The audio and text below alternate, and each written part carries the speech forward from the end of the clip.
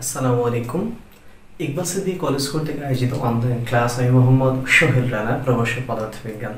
তোমরা যে যেখান থেকে আমার এই ক্লাসটা দেখছো তাদের সকলকে জানাই আমার পক্ষ থেকে আন্তরিক অভিনন্দন ও শুভেচ্ছা। আজকে তোমাদের সাথে একাদশ শ্রেণীর পদার্থবিজ্ঞান এর একটি গাণিতিক ক্লাস আলোচনা করবো ইনশাল্লাহ। সেটা হচ্ছে কাজ, শক্তি ও ক্ষমতা অধ্যায় থেকে। কাজ, শক্তি ও ক্ষমতা পঞ্চম অধ্যায়ের আমরা দুটি গাণিতিক সমস্যার সমাধান করার চেষ্টা করব। দেখো, আমরা টপিক ডানে লিখে রেখেছি গাণিতিক সমস্যার সমাধান। দুটি ম্যাথ সাজানো আছে এখানে। তো অধ্যায় নম্বর তো বললাম পঞ্চম অধ্যায়, কাজ, শক্তি ও ক্ষমতা। তো আমি এখানে তোমাদের সুবিধার্থে যদি চাও পঞ্চম অধ্যায় একটু লিখেই দিলাম, কাজ, শক্তি, ক্ষমতা। তো আসলে আমরা কোন কোন সূত্রে ম্যাথটি সমাধান করব সেটা একটু প্রথমে আলোচনা করে নিই। দেখো, আমরা জানি ক্ষমতা P is equal to W by T। এখন W জানি হচ্ছে mgh T। আবার আমরা জানি ঘনত্ব ρ is equal to m by v। ভর চাইলে হবে ρ v। আবার আয়তনের জন্য ρ v into 4/3 পাই আর কি। দেখো এখানে এই 4 বাই, এখানে একটা কথা আছে আমার, আয়তন, এটা কথা আছে। এই আয়তনটা বস্তুভেদে ভিন্ন ভিন্ন থাকবে। গোলাকার হতে পারে, ঘনাকৃতি হতে পারে, কোনো চৌবাচ্চার হতে পারে। এইটা তো আমরা এই যে ভিন্ন ভিন্ন হতে পারে, এটা কোনটার প্রয়োজন হবে সেটা আমরা গাণিতিক সমস্যার ক্ষেত্রে ব্যবহার করবো। আমি তো আয়তন একটা গোলাকার বস্তু, আয়তন 4/3 পাই আর কি লিখে রাখলাম, কিন্তু গোলাকার তো নাও হতে পারে, তাই না? চৌবাচ্চা হতে পারে বা কুয়া হতে পারে। সেক্ষেত্রে আমরা কি ব্যবহার করব সেটা একটু দেখব। দেখো, প্রথমে আমরা একটু ম্যাথটি আলোচনা করে নিই। দেখো, 1 নম্বর ম্যাথটি কি বলছে? একটি পানিপূর্ণ কুয়ার গভীরতা 12 মিটার এবং ব্যাস হচ্ছে 1.8 মিটার। তাহলে এখানে কিন্তু একটা কুয়ার কথা বলেছে। হ্যাঁ, তো কুয়া তো ধরে নিলাম এমন, ধরো কুয়া, ওয়াটার আছে কুয়ার মধ্যে। তো এই কুয়ার গভীরতা, ডেপথ, তো এখান থেকে ধরে নাও এটা হচ্ছে তার H1 12 মিটার, এটা নিলাম। এবং এর ব্যাস, ডায়ামিটার, অর্থাৎ দেখো আমরা টোটাল ডায়ামিটার ব্যাস কত? 1.8। ডায়ামিটার ব্যাস কিন্তু তোমরা ব্যাসকে ডি দ্বারা প্রকাশ করো। হ্যাঁ, কিন্তু রেডিয়াস ফাইন্ড আউট করা হয়। তো রেডিয়াস মানে কি? ব্যাসার্ধ। ব্যাসার্ধ ইজ ইকুয়াল টু ব্যাস বাই 2, অর্থাৎ 1.8/2। এইটা তো এখানে মিটার আছে, আমি ভাগ দিয়ে আর না লিখে ভ্যালু লিখে রাখলাম।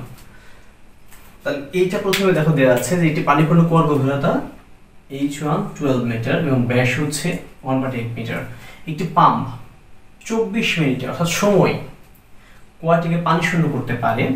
পাম্পটির অশ্ব ক্ষমতা নির্ণয় করা, হর্স পাওয়ার নির্ণয় করতে বলছে, হর্স পাওয়ার। তাহলে আমরা ডান পাশে একটু একটা কাজ করবো। দেখো এখানে সেট করবো, লিখব, দেওয়া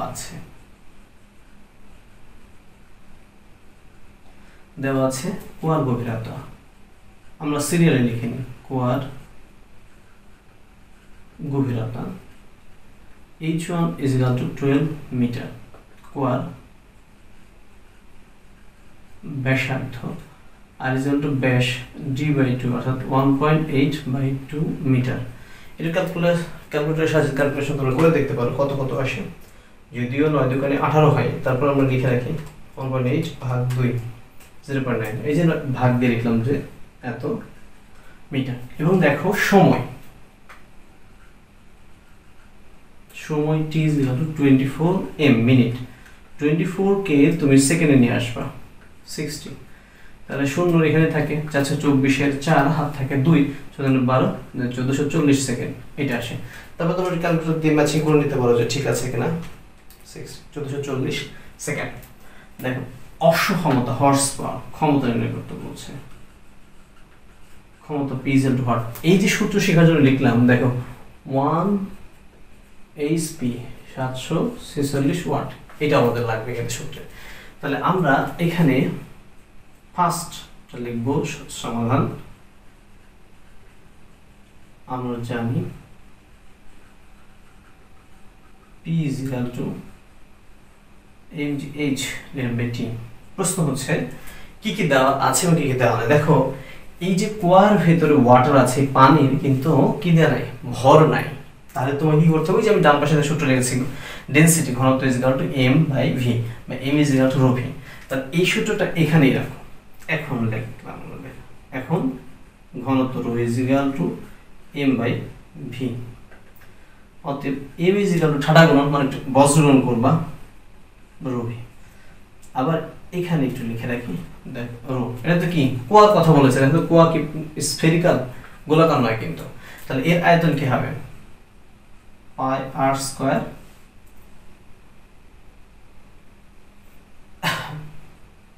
h1।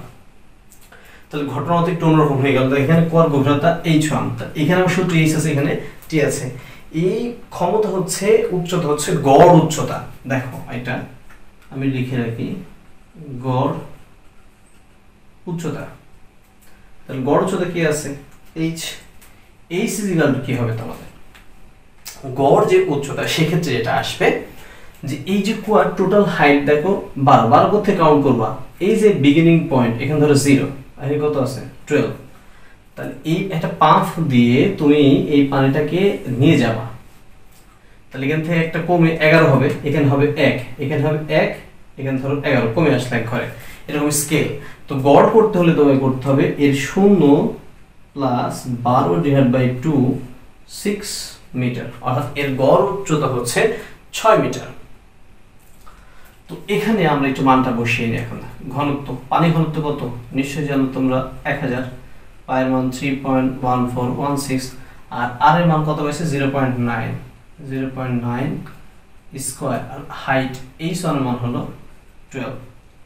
টোটালটা গুণ করে দেখো কত আসে, আমরা 0.9 স্কয়ার দিয়ে করি 81 ইনটু 1000 মাল্টিপ্লাই 3.1416, তোমরা এটা ক্যালকুলেশন করে চেক আউট করতে পারো, ইনটু 12। এটা সে এত 30536.352 কেজি পানির ভর ছিল 30,536.352 কেজি। তাহলে এই মানটা কি করবো, এখানে বসিয়ে দাও, ক্ষমতার মান P is equal to M 30536.352 multiply জি এর মান 9.8 এবং হাইট h এর মান হচ্ছে 6 ডিভাইড বাই সময় t, এর মান কত পেয়েছো 1440। এবার ক্যালকুলেশন করো, অর্থাৎ ওই মানটাকে আমরা গুণ দিয়ে নেব 9.8 দ্বারা মাল্টিপ্লাই 6 দ্বারা ডিভাইড বাই 1440। এইটা আসে দেখো 1246.90 ওয়াট। তাহলে এটা কি করতে চাও, কনভার্ট করে হর্স পাওয়ারে করতে চাও, তাহলে ক্ষমতা P is 1246.90 ডিভাইড বাই 746, তো ভাগ 746, 1.67 HP হর্স পাওয়ার। আর যখন তুমি 746 ভাগ দিয়েছে তখন এখানে এসপি হয়ে গেছে। অর্থাৎ এই যে পানিপূর্ণ কুয়ার যে গভীরতা, পানিপূর্ণ বলতে এর মধ্যে পরিপূর্ণ টইটুম্বর পানি ছিল। টইটুম্বর মানে বুঝো তো একদম পাত্র সমতুল্য আর কি। তো এই ক্ষেত্রে এই যে আমরা ক্যালকুলেশনটি করলাম, এটা হচ্ছে আমরা অশ্ব ক্ষমতা নির্ণয় করলাম। এটা ছিল তোমার প্রথম অংশের একটু আমার ক্যালকুলেশন। আমি দ্বিতীয় অংশটা সমাধান করার চেষ্টা করবো। দেখো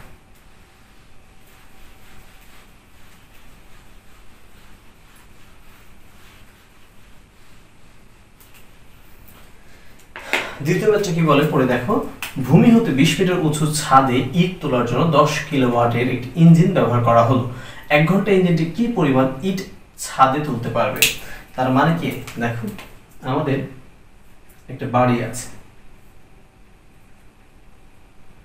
তো এর তো বিল্ডিং বিভিন্ন ক্যাটাগরি আছে, হ্যাঁ। তো তুমি এই ভূমি থেকে কিছু ইট, ব্রিক্স, কিছু ইটকে কোথায় নিয়ে যেতে চাও? ছাদে নিয়ে যেতে চাও। তাহলে 20 মিটার উঁচু, তার মানে এর হাইটটা বল দেখো 20 মিটার। কিলোওয়াট ক্ষমতা, এটা ক্ষমতা বলেছে পি, 10 কিলোওয়াট ডাব্লু, কিলো মানে 1000, অর্থাৎ 10 ইন্টু আবার 1000 ওয়াট, তার মানে তোমার এই 4টা শূন্য ওয়াট, 10,000 ওয়াট ক্ষমতা। একটি ইঞ্জিন ব্যবহার করে 1 ঘন্টা ইঞ্জিনটি কি পরিমাণ ইট ছাদে তুলতে পারবে? তাহলে এখানে সময় দিয়ে আছে কি দেখো, 1 আওয়ার, টি এর মান 1 আওয়ার, 1 আওয়ার মানে 60 মিনিট, 60 মিনিট মানে আবার 60 সেকেন্ড, 3600 সেকেন্ড। এটা এর ইঞ্জিনটি কি পরিমাণ, কোশ্চেন হচ্ছে দেখো কি পরিমাণ ইট, এটা তো ভর আছে, তোমাকে ভর বের করতে বলছে। অর্থাৎ এই যে ইট ব্রিক্স গুলো আমাকে ছাদে তুলবে, এই যে এটা মাছ কতটা তুলতে পারবে সেটা। তাহলে এবার আমরা একটু সাজিয়ে সুন্দর করে লেখার চেষ্টা করি। দেখো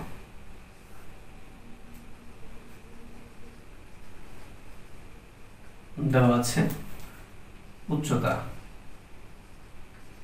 h = 20 মিটার, ক্ষমতা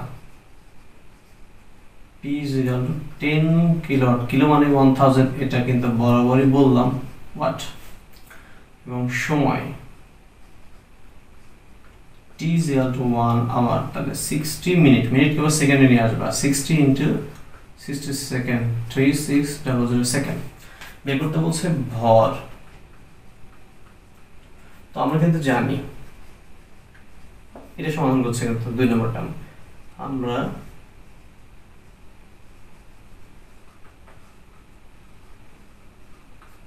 h/t একটু বজ্রগ্রহণ করো। দেখো m যদি pt হয়, therefore m = pt gh। ক্ষমতা কত? pt 1, 4টা শূন্য, সময়ের মান হচ্ছে 3600 divided by 9.8 into 20। তাহলে দেখো 36, এখানে 4 শূন্য আছে, এখানে 2 শূন্য, 6 শূন্য, 1 2 3 4 5 6, নিচেরটা একটু গুণ করবো আমরা 20 দিয়ে। অবশ্য ছোট করে গুণ করা যায়, 9.8.20 196। এইবার ডিভাইড করে দাও, ভাগ করে দাও, অর্থাৎ 36 1 2 3 4 6 ডিভাইড 196। একটু আমি লিখে নিই, 18367 কেজি। অর্থাৎ এই যে ছাদ আছে, এই ছাদে আমরা সর্বোচ্চ যে ক্ষমতার ইঞ্জিন ব্যবহার করব, সেটা মাটি থেকে যতগুলো ইট উঠানো হবে তার ভর হচ্ছে 1.10 অযুত লক্ষ 1,83,673.46 কেজি। এতটুকু ইট উঠাতে পারবে। কত ক্ষমতা সম্পন্ন ইঞ্জিন? 10 কিলোওয়াট ক্ষমতা সম্পন্ন ইঞ্জিনটি তুলতে পারবে। এইটা ছিল তোমাদের সাথে গাণিতিক অংশ আলোচনা। দেখো তোমাদের যেহেতু অধ্যায়টি শেষ, নতুন অধ্যায় শুরু হয়েছে, এর পরের ক্লাস নতুন অধ্যায় সম্পর্কে পেয়ে যাবে ইনশাআল্লাহ। এবং তোমরা একটা কাজ করতে পারো যে ইউটিউবে অলরেডি দ্বাদশ শ্রেণীর জন্য যে ক্লাসগুলো আপলোড করা আছে, পর্যাবৃত্ত গতি, পিরিয়ডিক মোশন, সেখান থেকে তোমরা ক্লাসগুলো দেখে নিতে পারো। তোমাদের সকলের সুস্বাস্থ্য দীর্ঘায়ু কামনা করে আজকে এখানে বিদায় নিচ্ছি। আল্লাহ হাফেজ।